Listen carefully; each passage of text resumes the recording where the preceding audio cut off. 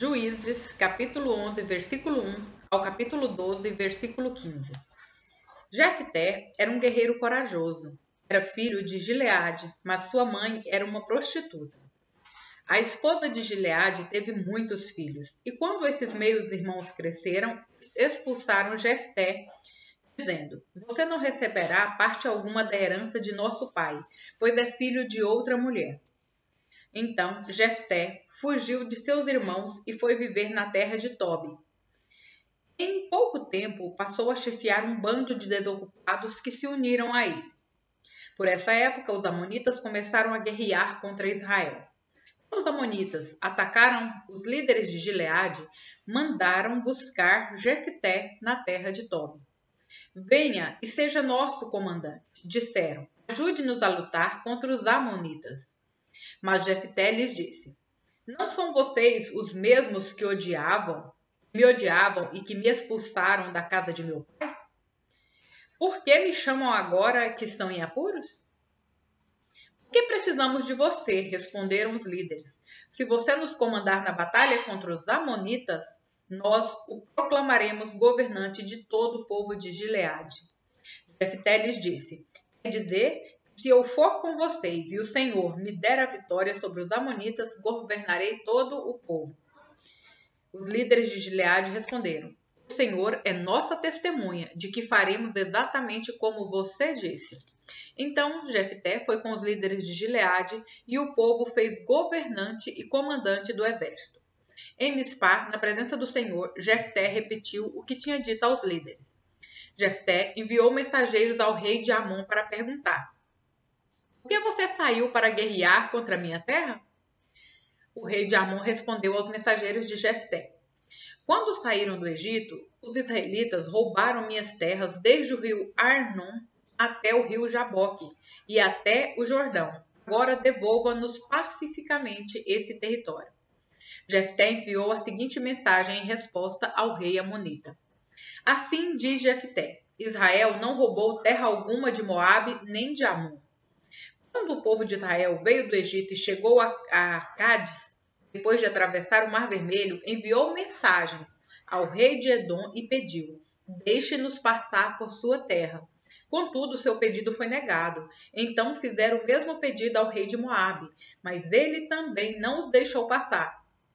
Por isso, o povo de Israel ficou em Cádiz. Depois passaram pelo deserto, contornando Edom e Moabe.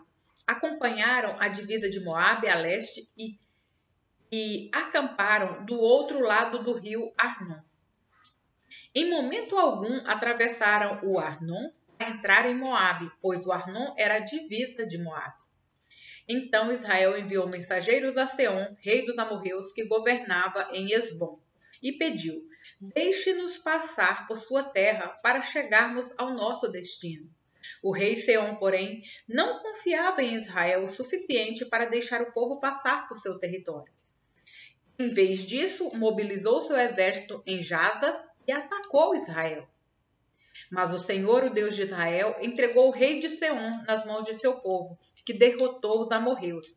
Israel tomou posse de toda a terra dos amorreus e vivia naquela região, desde Arnon até o Jaboque, e desde o deserto até o Jordão. Como você vê, foi o Senhor, o Deus de Israel, que tirou a terra dos amorreus e as entregou a Israel. Por que não haveríamos de devolvê-la? Fique com o que seu Deus Camus lhes der, e nós ficaremos com o que o Senhor, nosso Deus, nos der. Acaso você é melhor que Balaque, filho de Zippor, rei de Moabe? Ele tentou disputar esses territórios com Israel? Entrou em guerra contra os israelitas? Israel vive aqui há 300 anos. Habita em Esbom e nos povoados ao redor, até Aroer e seus povoados e todas as cidades à margem do rio Arnon. Por que até agora vocês não fizeram esforço algum para reaver esse território? Portanto, não pequei contra você. Pelo contrário, você fez mal ao me atacar. Que o Senhor, o juiz, decida hoje qual de nós está certo, Israel ou Amon. Mas o rei de Amon não deu atenção à mensagem de Jefté. Então o Espírito do Senhor veio sobre Jefté. Ele atravessou o território de Gileade e Manassés, incluindo Mispá em Gileade, e dali avançou contra os amonitas. Jefté fez um voto ao Senhor: se entregares os amonitas em minhas mãos, darei ao Senhor o que sair primeiro de minha casa. Quando eu regressar vitorioso, eu o oferecerei como holocausto. Jefté saiu com seu exército para combater os amonitas, e o Senhor os entregou em suas mãos. Ele aniquilou os amonitas e destruiu 20 cidades, desde Aroer até os arredores de Minite, chegando até Abel-Queramim. Assim, os israelitas derrotaram os amonitas. Quando Jefté voltou para casa em Mispá, sua filha saiu ao seu encontro, tocando o tamborim e dançando. Era sua única filha. Ele não tinha nenhum outro filho nem filha. Quando Jefté a viu, rasgou as próprias roupas e gritou: "Ah, minha filha, você acabou comigo. Trouxe desgraça sobre mim. Fiz um voto ao Senhor e não posso voltar atrás."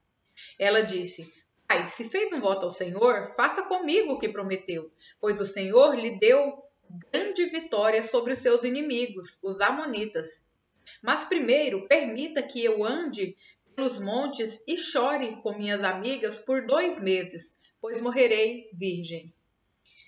"Pode ir", disse Jefté. Deixou que ela se ausentasse por 2 meses.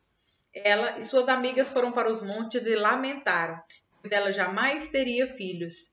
Quando ela voltou para casa, seu pai cumpriu o voto que havia feito, e ela morreu sem ter tido relações com homem algum.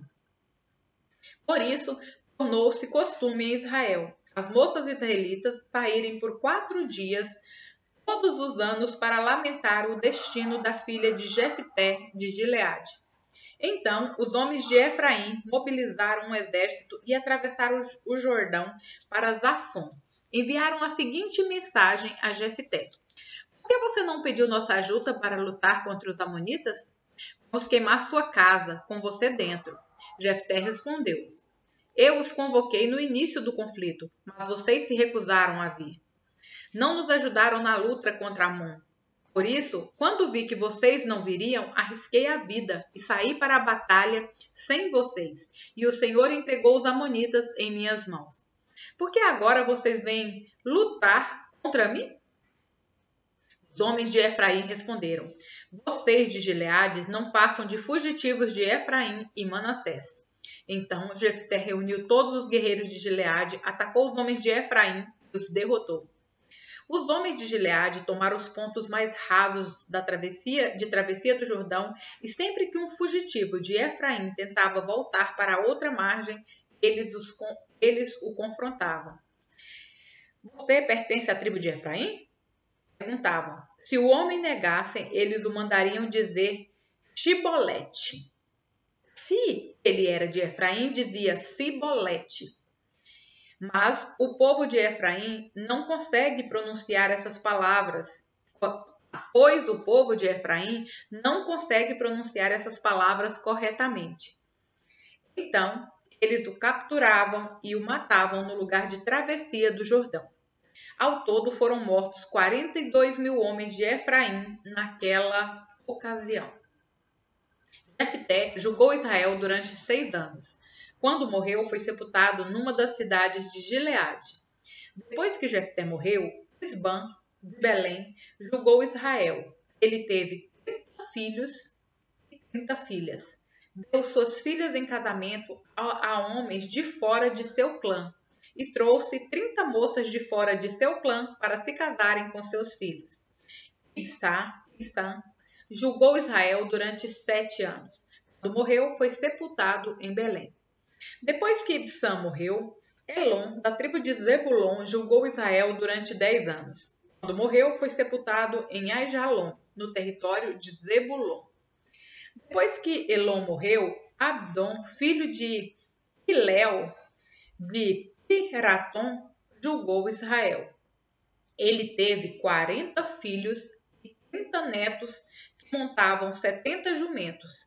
Abdon julgou Israel durante 8 anos. Quando morreu, foi sepultado em Piratom, no território de Efraim, na região montanhosa dos Amalequitas.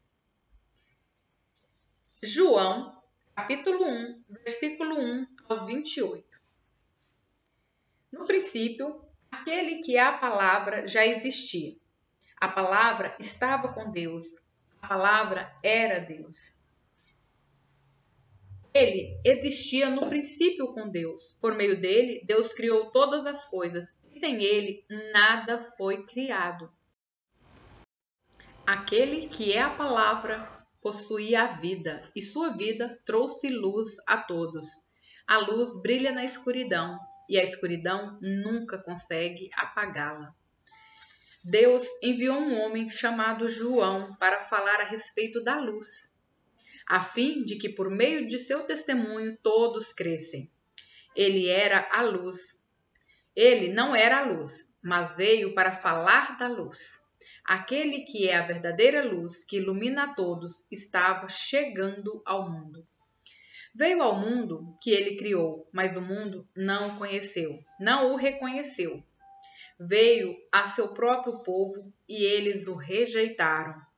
Mas a todos que creram nele e o aceitaram, ele deu o direito de se tornarem filhos de Deus.